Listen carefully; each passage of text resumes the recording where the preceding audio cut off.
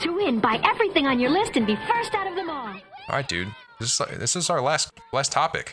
Man, I have this itch right now after being in quarantine. You know, I gotta get out. I gotta go shopping. I'm sick of buying stuff at Amazon. I want to actually be in the thick of it all. I've got the mall madness fever.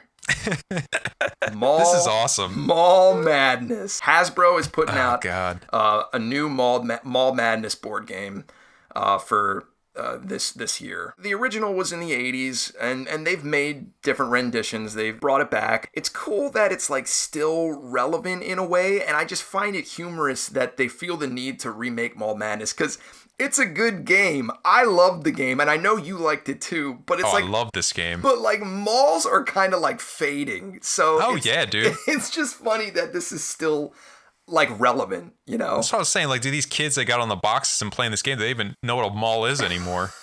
You know? Yeah, malls are kind of becoming a thing of the past, but we still have this great game focused on malls. Like, it wouldn't work. I don't know if it would work without malls, you know? I'd have to listen to the recording here, because I got some serious nostalgia for that voice coming out of that voice box. See, I knew you liked this game. I loved it. It was marketed as a girls' game, so I always felt kind of bad for wanting it, like back in the day. You know what I mean? I always had the excuse of my sisters. Like, okay, yeah. So I you never felt bad. I was like, it's theirs. I don't care. I'm sure there's a bunch of people that aren't familiar with this, but I'm sure you've at least heard of it.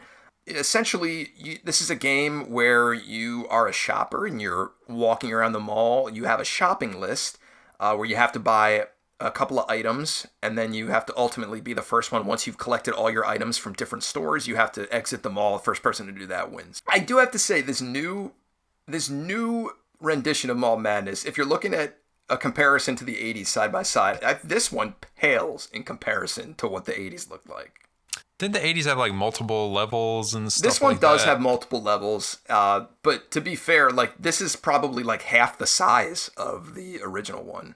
Yeah. And then there was an intersecting bridge in the middle, like incorporating the actual mechanical structure that you're using. So, I'm looking at it now. God, this game was so good. Yeah, it was. Another thing I wanted to comment on, I love how they've sort of updated the shopping list with a lot of cool new hit products. Like, one of the things you could buy are bath bombs.